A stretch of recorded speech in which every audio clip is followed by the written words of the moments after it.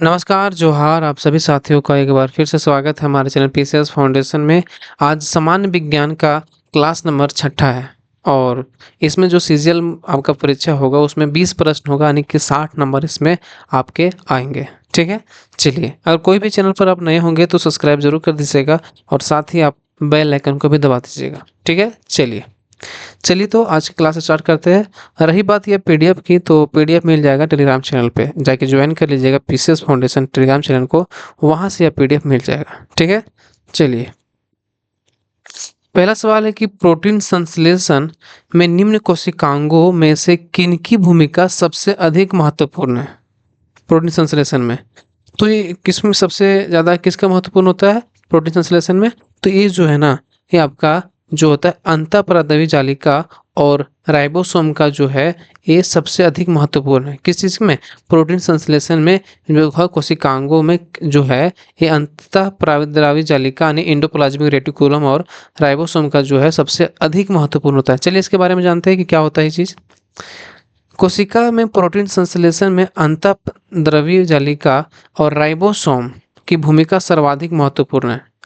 एक अंतःद्रव्य जालिका की कला में राइबोसोम में लगे रहते हैं, और ये राइबोसोम जो होते हैं क्या होते हैं? ये प्रोटीन संश्लेषण के निर्माण स्थल होते हैं। ये क्या होता है, जो राइबोसोम होते हैं ना, ये प्रोटीन संश्लेषण के जो निर्माण स्थल होते हैं वहां होते हैं।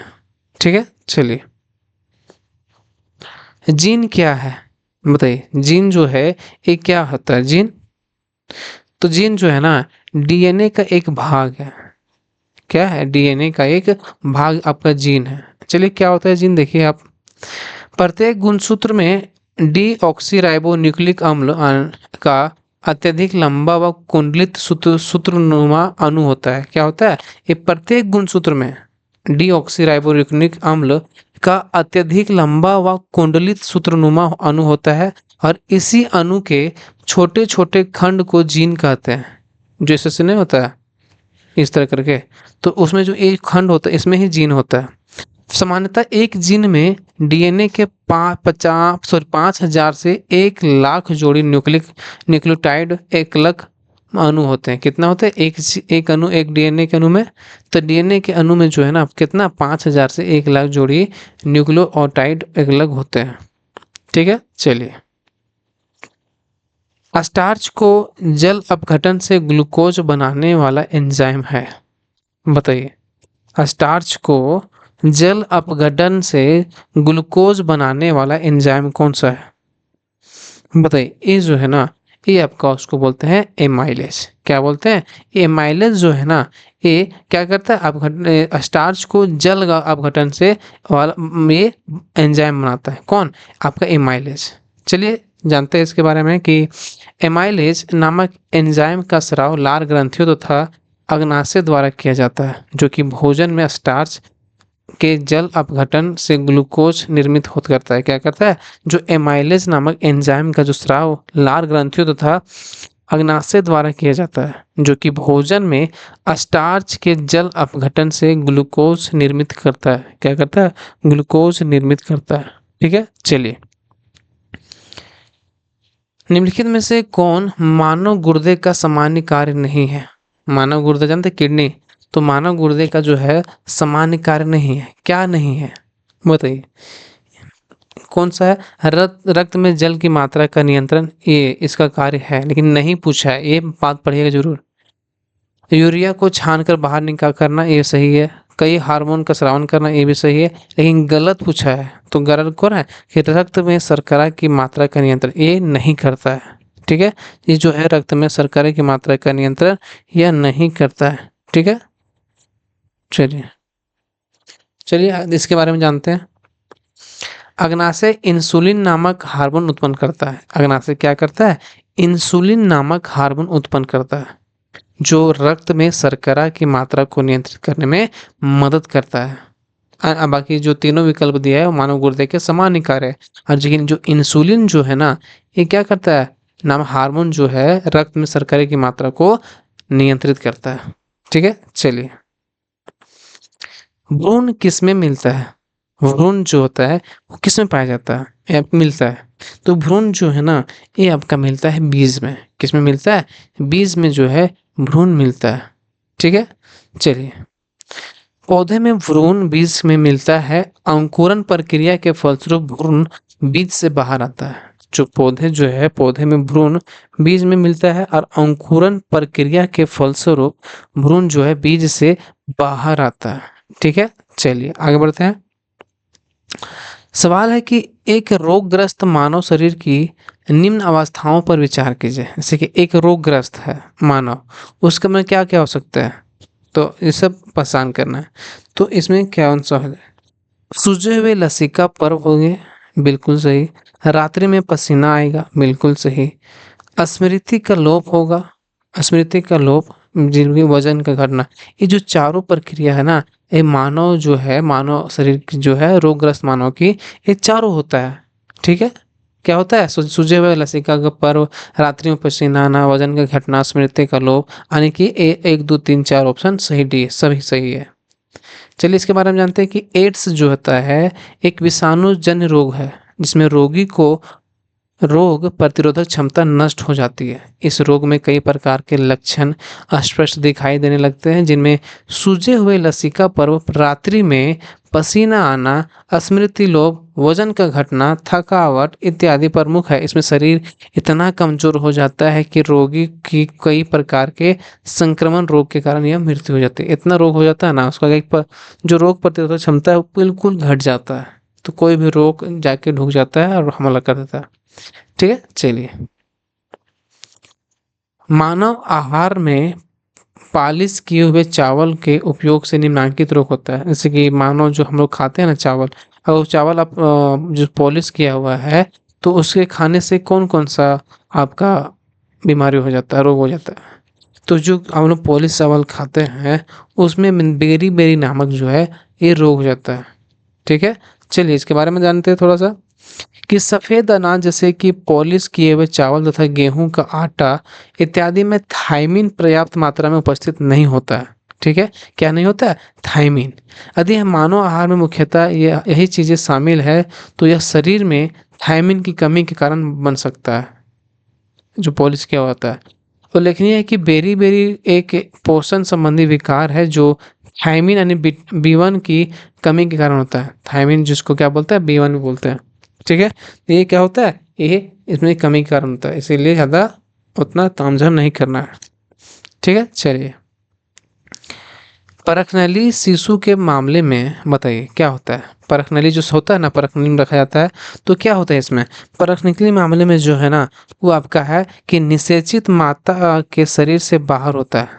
जो निषेचन जो है, वो माता के शरीर से ये बाहर होता है। जो परखनली शिशु में रखा जाता है, क्या होता है? निषेचन जो है वो माता के शरीर से के बाहर होता है।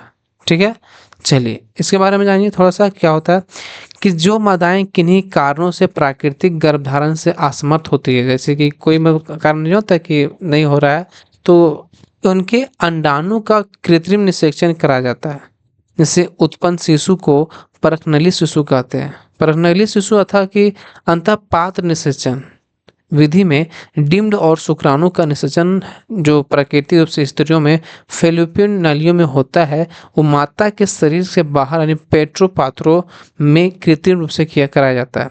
फिर उसे उससे बने भ्रूण को 6 से 48 घंटे के भीतर महिला के गर्भाशय में प्रत्यारोपित कराकर संतान प्राप्त करते हैं। क्या करते हैं? महिला के भीतर गर्भाशय में डालकर ये प्रत्यारोपित कराकर यह संतान प्राप्त करते हैं।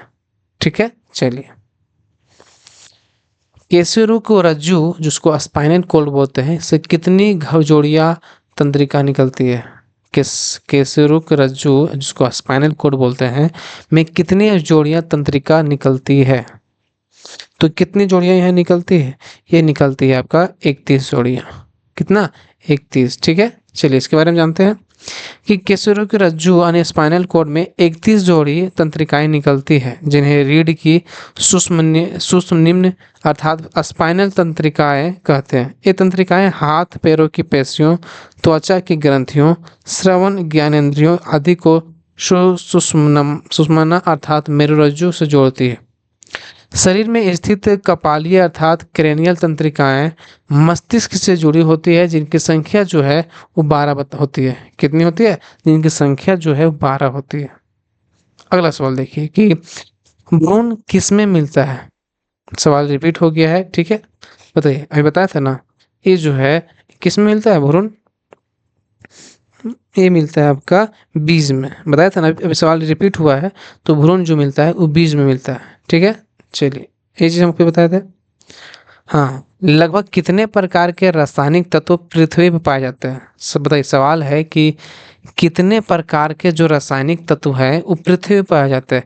तो लगभग जो है ना, ये आपका 100 प्रकार के जो है ये रासायनिक तत्व जो है वो पृथ्वी पर पाए जाते हैं, ठीक है। इसके बारे में थोड़ा व्याख्या देख लीजिए आप लोग कि रासायनिक तत्व जो या केवल तत्व ऐसे उन शुद्ध पदार्थों को कहते हैं जो केवल एक ही तरह के परमाणु से बने होते हैं, अथवा जो ऐसे परमाणु से बने होते हैं जिनकी नामिक में समान संख्या में प्रोटॉन होते हैं। अभी तक जो है 118 तत्वों की पहचान की गई है। कितना तत्वों की पहचान की गई? 118। प्रश्न काल के समय के लगभग जो है वो 100 सही बताए थे, ठीक है। यानी कि 118 तत्व है खोज किया गया है, लेकिन जो ऑप्शन में आपको दिख रहा था ये 118 जो 100 के लगभग में दिख रहा था, ठीक है। इसीलिए इसका आंसर 100 मारे। चलिए, अगला सवाल देखिए कि भोपाल गैस त्रासदी निम्नलिखित में से किसके रिसाव के कारण हुए थे। जैसे कि भोपाल में जो गैस ट्रेजेडी हुआ था ना, तो कौन सा गैस रिस गया था जिसके कारण उतना बड़ा घटना हुआ था, ठीक है। तो किसके कारण, ये जो है ना आपका, ये आपका है कि मिथाइल आइसोसाइनाइड जो होता है वो गैस जो है सो रिसाव हो गया था, मतलब लीक हो गया था, जिसके कारण उतने बड़ा घटना हो घट गया था। अब बताना है आपको कि भोपाल गैस ट्रेजेडी कब हुई थी। आपको कमेंट बॉक्स में कमेंट करना है कब, यानी डेट बताना है, ठीक है। चलिए, भोपाल स्थित यूनियन कार्बाइड इंडिया लिमिटेड के कीटनाशक संयंत्र में मेथिल आइसोसाइनाइड जो है गैस के रिसाव के कारण भोपाल गैस त्रासदी हुए थे, ठीक है। चलिए, निम्नलिखित में से किस तत्व की कमी को पूरा करने के लिए कीटभक्षी पौधे कीटों को पकड़ते तथा उनका भक्षण करते हैं। निम्नलिखित में से किस तत्व की कमी को पूरा करने के लिए कीटभक्षी पौधे कीटों को पकड़ते तथा उनका भक्षण करते? कौन सा? ये जो है ना, ये सही आंसर क्या हो जाएगा? ये हो जाएगा नाइट्रोजन। ये नाइट्रोजन की कमी को पूरा करने के लिए ये कीटभक्षी पौधे जो है कीटों को पकड़ते हैं और अपना भक्षण करते हैं, ठीक है। चलिए, आगे बढ़ते हैं, देखते हैं इसके बारे में कि नाइट्रोजन जो है पौधों की वृद्धि के लिए आवश्यक तत्व है। कीटभक्षी पौधे प्रायः ऐसे स्थानों पर पाए जाते हैं जहाँ की भूमि में नाइट्रोजन की कमी होती है, इसीलिए ये कीटों को मारकर उनके शरीर से नाइट्रोजन प्राप्त करते हैं। कीटभक्षी पौधे जो है ये लगभग 440 जातियों का पता लगाया जा चुका है। भारत में ये पौधे दार्जिलिंग, नैनीताल, कश्मीर आदि इत्यादि में स्थानों पर यह पाए जाते हैं, ठीक है। चलिए, सवाल है कि निम्नलिखित में से किस एक को विस्फोटक की तरह से प्रयोग किया जाता है। बताइए, निम्नलिखित में से किस एक को विस्फोटक की तरह से प्रयोग किया जाता है। किसको विस्फोटक की तरह से किसको प्रयोग करते हैं? ये प्रयोग करते हैं नाइट्रोग्लिसरीन को। जो क्या करते हैं? विस्फोटक की तरह से इसको प्रयोग करते हैं। किसको? नाइट्रोग्लिसरीन को, ठीक है।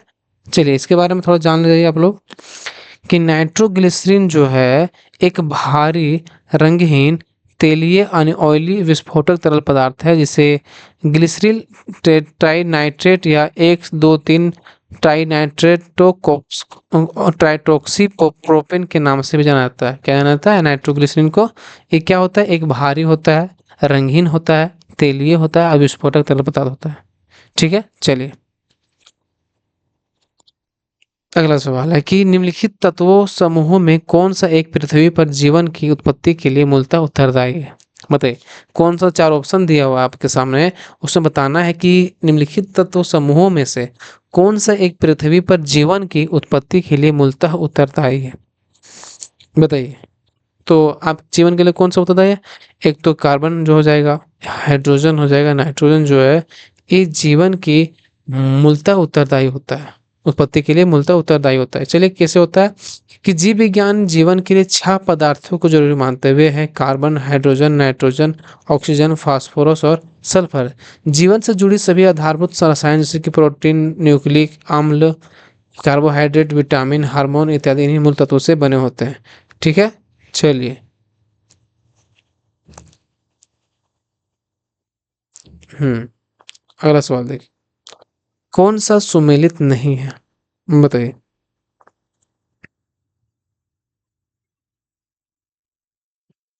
कौन सा सुमेलित नहीं है, इसमें कौन सा जो है मिलन है? सेल्सियस ताप से, किलोवाट आवर जो है विद्युत से, RH गुणांक रक्त से, या रिएक्टर पैमाना आर्द्रता से, बताइए। ये कौन सा सुमेलित नहीं है? तो इसमें सेल्सियस जो है जो ताप से मापते हैं, किलोवाट विद्युत से, RH गुणांक रक्त से, लेकिन रिएक्टर पैमाना जो है ना, ये भूकंप की तीव्रता से माप क्या है, ये भूकंप से संबंधित है। ठीक है, इसके माप को मापते हैं लेकिन आर्द्रता से नहीं, ये इसका एक गलत हो जाएगा।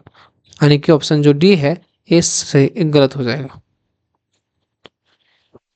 हाँ, रिएक्टर पैमाना जो आर्द्रता नहीं बल्कि भूकंप की तीव्रता को मापने के लिए प्रयुक्त होता है। ठीक है, चलिए।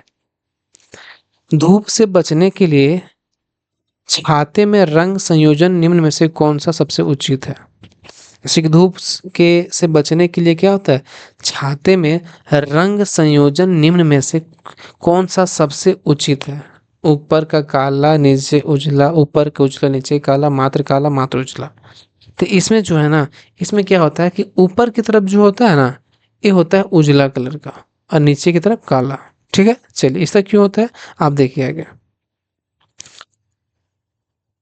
श्वेत श्वेत रंग प्रकाश का पूर्णतया प्रवर्तक है, जिससे बहुत कम मात्रा में ऊष्मा अवशोषित हो पाती है। अतः छाते की ऊपरी सतह सफेद होने से गर्मी में धूप से बचा जा सकेगा। क्या हो सकेगा? छाते की जो ऊपरी सतह सफेद होने से ही गर्मी में धूप से यह बचा जा सकेगा। ठीक है, चलिए। अंतरिक्ष यात्री निर्वात में सीधे खड़े नहीं रह सकते, क्योंकि जो अंतरिक्ष यात्री होते हैं वो सीधे खड़े नहीं रह सकते। किस लिए नहीं होता है? क्योंकि वहाँ जो है ना गुरुत्व नहीं होता, यानी गुरुत्वाकर्षण वहाँ पर नहीं होता, इसी कारण वहाँ सीधे नहीं खड़े हो सकते हैं। इसके बारे में तो जान जाइए क्या होता है कि अंतरिक्ष में कम गुरुत्व वाल के चलते अंतरिक्ष यात्री सीधे खड़े नहीं रह पाते, और कम गुरुत्व में लंबे अंतरिक्ष अभियानों में अंतरिक्ष यात्रियों को पेशीय क्षय, अस्थियों के घनत्व में कमी का सामना करना पड़ता है, और अस्थि घनत्व कम होने से अस्थियां जो है ये कमजोर हो जाती है। क्या हो जाती है? जो अस्थि है वो कमजोर हो जाती है। ठीक है, चलिए। सवाल है कि निम्नलिखित तत्वों में कौन अर्धचालक है? तो अर्धचालक बताना है कौन है इसमें। तो अर्धचालक कौन है? ये आपका सिलिकॉन को ही हम लोग क्या बोलते हैं? ये अर्धचालक बोलते हैं। क्या बोलते हैं? सिलिकॉन को अर्धचालक बोलते हैं। ठीक है, इसके बारे में जानिए कि कुछ ऐसे पदार्थ जिनकी विद्युत चालकता अचालकों की अपेक्षा बहुत अधिक है परंतु चालकों की अपेक्षा बहुत कम है, इन्हें क्या बोलते हैं? अर्धचालक बोलते हैं। जैसे सिलिकॉन, जर्मेनियम इत्यादि जो क्या है, ये अर्धचालक है। ठीक है, चलिए। निम्नलिखित में से किस एक प्रकार के तरंगों का प्रयोग रात्रि दृष्टि उपकरण में किया जाता है? बताइए, निम्नलिखित में से किस एक प्रकार के तरंगों का प्रयोग रात्रि दृष्टि उपकरण में किया जाता है?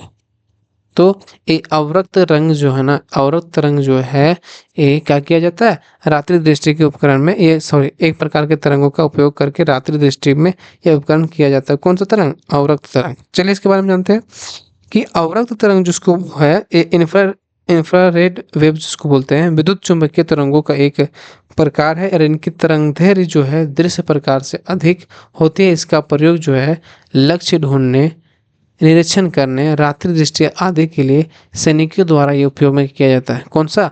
अवरक्त तरंगों को। ठीक है, चलिए आज के सवाल यहीं पे समाप्त हुए, और वीडियो कैसा लगा आप लोग कमेंट बॉक्स में जरूर बताइएगा, और चैनल पर आप नए होंगे तो सब्सक्राइब भी कर दीजिएगा। ठीक है, मिलते हैं अगले क्लास में, तब तक के लिए बहुत बहुत धन्यवाद। आप सभी को फिर से झारखंडी जोहार।